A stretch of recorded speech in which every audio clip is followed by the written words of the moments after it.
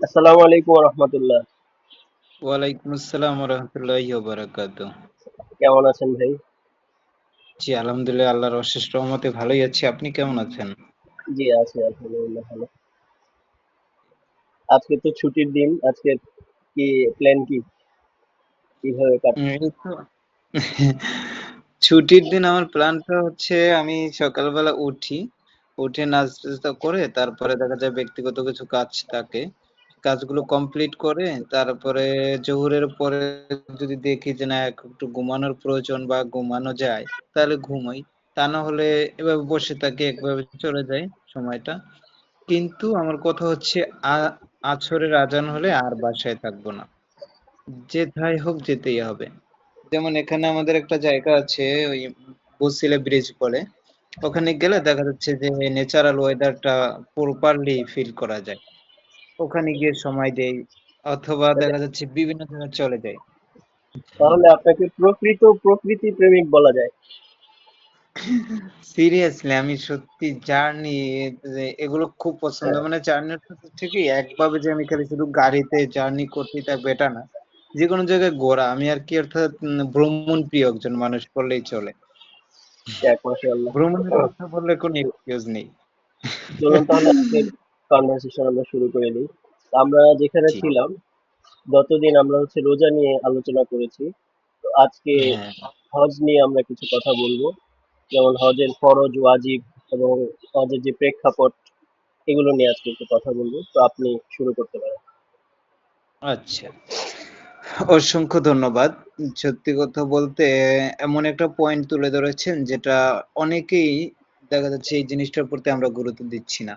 অথচ নামাজ যেভাবে আমরা ফরজ ৫ ওয়াক্ত নামাজ পড়া, রমজান মাসে ১ মাস সিয়াম সাধনা রোজা রাখা, তারপরে ঠিক অনুরূপী একটা ফরজ বিধান হচ্ছে রোজা, এই যে হজ। এখন হজ সম্পর্কে আলোচনা করতে গেলে আমাদের ১ম এ জানতে হবে হজ জিনিসটা কি? হজ অর্থ হচ্ছে ইরাদা করা বা ইচ্ছা করা বা সংকল্প করা। কোনো কিছুর সংকল্প করা।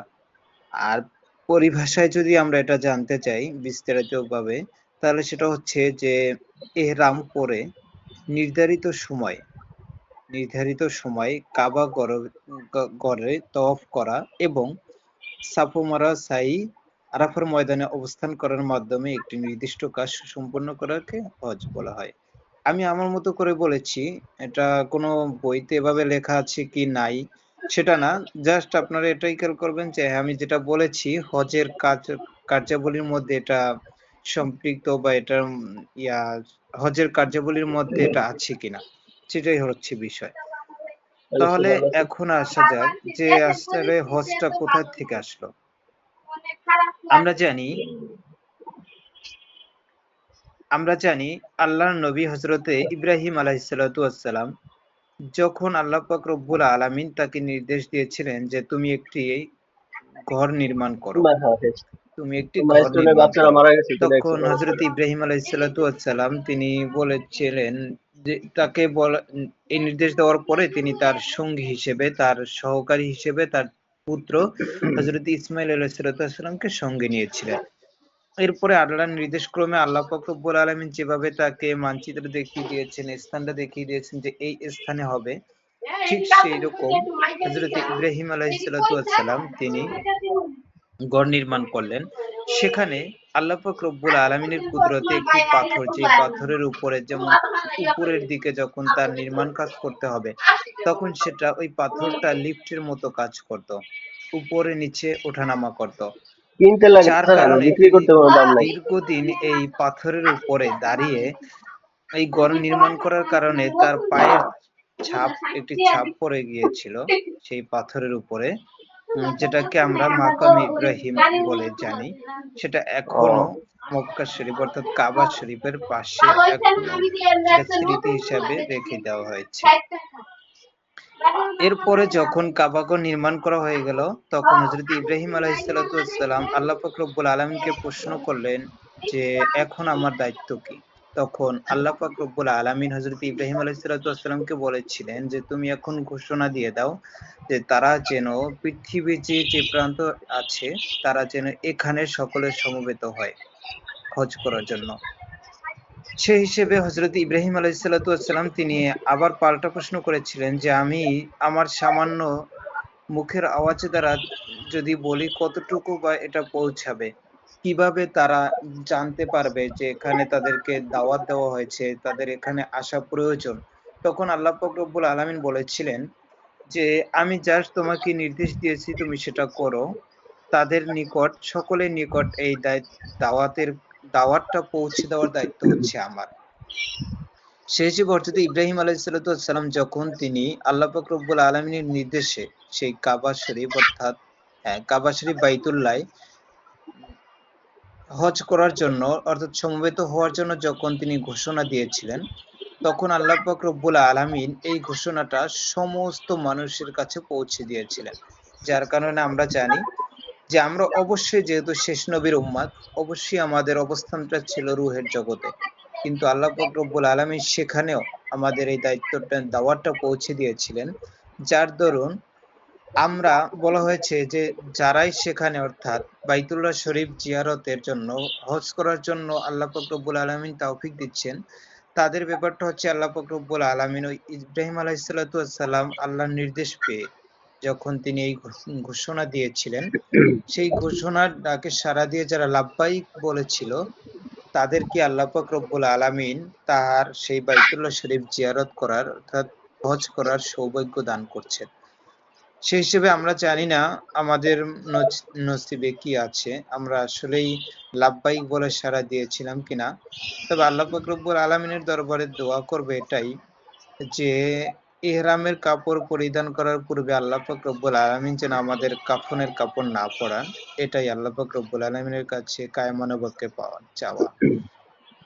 এরপরে আসুন, এটা তো জানলাম আমাদের হজের প্রেক্ষাপট, হজটা কিভাবে আসলো।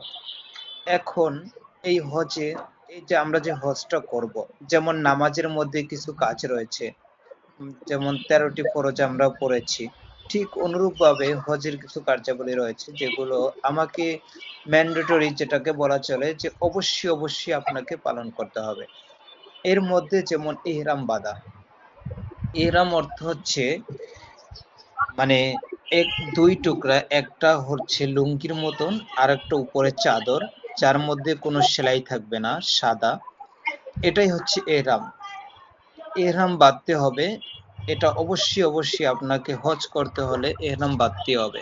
আপনি যদি বলেন এভাবে আমার অকওয়ার্ড লাগে, আমি এভাবে বাঁধতে পারছি না, এভাবে থাকতে আমার কেমন যেন কষ্ট হচ্ছে, কোনো এক্সকিউজ আপনার কোনো কাজে আসবে না।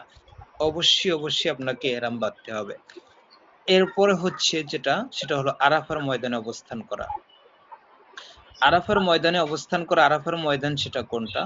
আল্লাহ রাসূল সাল্লাল্লাহু আলাইহি ওয়াসাল্লাম জীবনে একটি হজ করেছিলেন, যাকে আমরা বিদায় হজ নামে জানি। সেই আল্লাহ রাসূল সাল্লাল্লাহু আলাইহি ওয়াসাল্লাম যখন হজ করেছিলেন, তখন তিনি জাবালে আবি কুবাইস ওই আরাফার ময়দানে একটি পাহাড়ের উপরে উঠে তিনি সমস্ত তার উপস্থিত সাহাবায়ে কেরামদের উদ্দেশ্যে একটি ভাষণ দিয়েছিলেন, বিদায় হজের ভাষণ যাকে বলা হয়। সেখানে আল্লাহ রাসূল সাল্লাল্লাহু আলাইহি ওয়াসাল্লাম তিনি সেই স্থানে ভাষণ দিয়েছিলেন, সেই স্থানটাই হচ্ছে আরাফার ময়দান। যার কারণে যেহেতু আল্লাহ রাসূল সাল্লাল্লাহু আলাইহি ওয়াসাল্লাম তিনি হজের মাধ্যমে এই আরাফার ময়দানে এসেছেন, সেজন্য আল্লাহ রাসূল সাল্লাল্লাহু আলাইহি ওয়াসাল্লাম বলেছেন যে ব্যক্তি হজ করলো কিন্তু আরাফার ময়দানে উপস্থিত হলো না, সে কেমন যেন হজই করেনি। সেই জন্য আমরা এটার দ্বারাই বুঝতে পারছি যে হ্যাঁ, হজের মধ্যে আরাফার ময়দানে অবস্থান করা একটি গুরুত্বপূর্ণ কাজ। গুরুত্বপূর্ণই নয়, শুধু আবশ্যকীয়, অত্যাবশ্যক একটি কাজ, অবশ্যই অবশ্যই যেটা আমাদেরকে করতেই হবে। এরপরে যেটা, সেটা হচ্ছে তাওয়াফে জিয়ারত।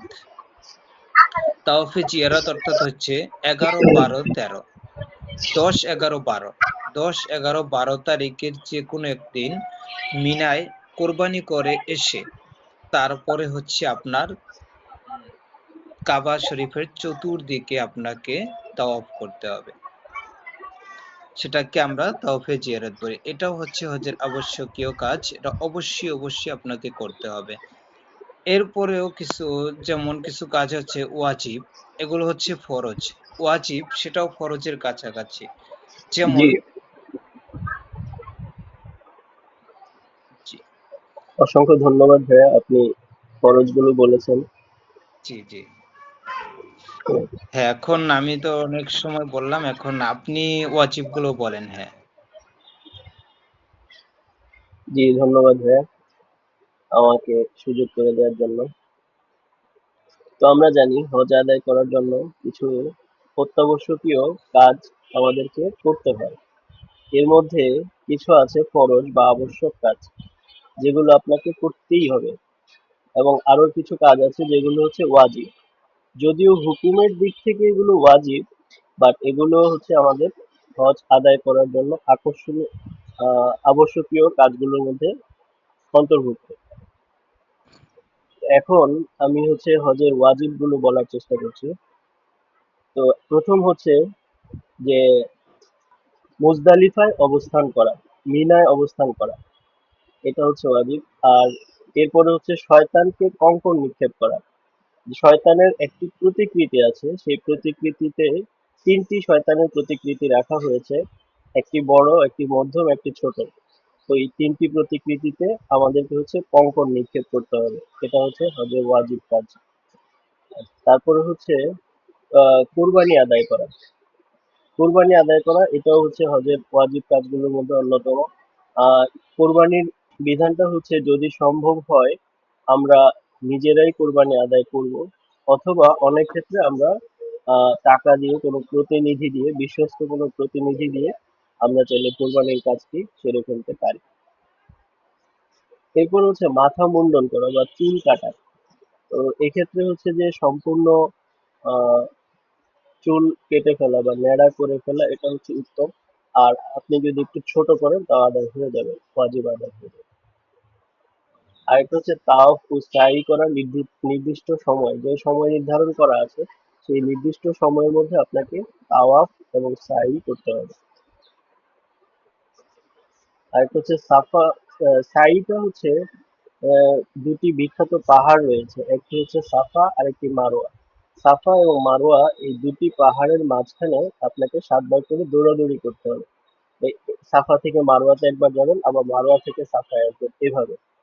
তো এটা হচ্ছে হজের ওয়াজিব কাজগুলোর মধ্যে অন্যতম। আর তারপর হচ্ছে যে নিষিদ্ধ কাজগুলো থেকে বিরত থাকা।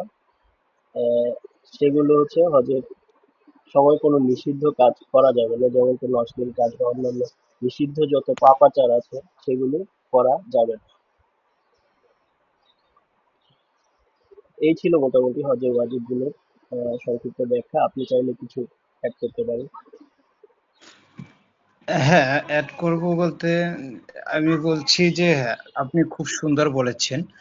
তবে এটাই হচ্ছে যে আমরা যথাসম্ভব চেষ্টা করব যে যতগুলো ওয়াজিব এবং ফরজ বিধান রয়েছে, যেমন এহরাম, অর্থাৎ হচ্ছে আপনাকে সমস্ত কিছু হারাম করে দিচ্ছে। আপনি একটা পিঁপড়া পর্যন্ত হত্যা করতে পারবেন না ইচ্ছাকৃত, তবে আপনাকে দম দিতে হবে। সেই বিষয়গুলো আমরা যদি সবকিছু মেনটেন করতে পারি, এরপরে হচ্ছে যে কোনো অশ্লীল কথাবার্তা বলা যাবে না, কোনো অশ্লীল কাজে লিপ্ত হওয়া যাবে না। সেই হিসেবে যদি আমরা মেনটেন করতে পারি, তাহলে আমরা দেখা যায় হাদিসের ভাষ্য অনুপাতে অনেক বড় একটি ফজিলত লাভ করতে পারবো। সেটা হচ্ছে আল্লাহ রাসূল সাল্লাল্লাহু আলাইহি ওয়াসাল্লাম বলেছেন, মান হাজ্জাল বাইতা ফালাম ইয়ারফাস ওয়ালাম ইয়াফসুক রাজাআ কা ইয়াউমিন ওয়ালাদাতহু উম্মুহু। অর্থাৎ যে ব্যক্তি বাইতুল্লাহ শরীফে হজ করলো, হজ করা অবস্থায় সে কোনো অশ্লীল কাজ, এমনকি অশ্লীল কোনো কথাবার্তা যদি না বলে, তাহলে সে হজ থেকে এমনভাবে নিষ্পাপ হয়ে ফিরে আসবে, যেভাবে নবজাতক শিশু সে তার মায়ের পেট থেকে নিষ্পাপ হয়ে জন্মগ্রহণ করে। সুবহানাল্লাহ। অর্থাৎ আপনার আমার জীবনে, অর্থাৎ একজন নবজাতক শিশু সে একেবারেই নিষ্পাপ, ইনোসেন্ট, তার যেমন কোনো গুনাহ থাকে না, সে সম্পূর্ণ আল্লাহর কাছে একেবারে একজন নিষ্পাপ সন্তান হিসেবে সে যদি এই অবস্থায় মৃত্যুবরণ করে, জান্নাত তার জন্য ওয়াজিব। ঠিক আমরা যদি এই কষ্ট ক্লেশ সবকিছুকে উপেক্ষা করে যখন আমরা এই হজটাকে যথাযথভাবে পালন করতে পারবো, আল্লাহ পাক রব্বুল আলামিনের দরবারে আমরাও সেভাবে বিবেচিত হব। আমি এটাই বলবো যে আল্লাহ পাক রব্বুল আলামিন, আরেকটা কথা হচ্ছে যে আমরা অনেকে চিন্তা করি যে সবেমাত্র আমার টাকা পয়সা হয়েছে, আর 2-4 বছর যাক, তারপরে সময় হোক হজ করতে যাব। কিন্তু ব্যাপারটা এরকম না। আয়েশা সিদ্দিকা রাদিয়াল্লাহু তাআলা আনহা বলেছেন যে যখন তোমার হজ ফরজ হয়ে যাবে তখন আর কালক্ষেপণ না করে তাৎক্ষণিকভাবে হজটা আদায় করে নেবে, কারণ ভবিষ্যতে তোমার জন্য কি অপেক্ষা করছে তুমি জানো না। হয়তোবা এমন আছে যে তুমি খুব অসুস্থ হয়ে যেতে পারো, অথবা তোমার এমন কোনো বিপদ এসে যেতে পারে যে পরবর্তীতে তোমার হাতে আর টাকা থাকবে না। এরকম অনেক রকমের বিপদের সম্মুখীন হতে পারো। সেই চিন্তা করে তুমি তাৎক্ষণিকভাবে হজের ফরজ কাজটা আদায় করে নেবে। সুতরাং আমাদেরকে যেহেতু হাদিস শরীফের মধ্যে বলা হয়েছে, এই হাদিসকে আমরা মিথ্যা বা কোনো সন্দেহের দৃষ্টিতে দেখলে আমাদের ঈমান থাকবে না। সেই হিসেবে অবশ্যই যা কিছু হাদিস শরীফের মধ্যে এসেছে তা সত্য, চিরন্তন সত্য, এটাই হলো মূল কথা। আল্লাহ পাক রব্বুল আলামিন আমাদেরকে যেন হাদিস এবং কোরআনের অনুপাতে আমাদের জীবন করার তৌফিক দান করেন। আমিন। এই কামনা আল্লাহ পাক রব্বুল আলামিনের কাছে রেখে সকলের সুস্বাস্থ্য ও দীর্ঘায়ু কামনা করে আমি আমার আলোচনা এখানে শেষ করছি। অসংখ্য ধন্যবাদ ভাইয়া। তাহলে আজকের মতো আমরা এখানে শেষ করি। আল্লাহ হাফেজ। জি, আসসালামু আলাইকুম। ওয়ালাইকুম আসসালাম ওয়া রাহমাতুল্লাহ।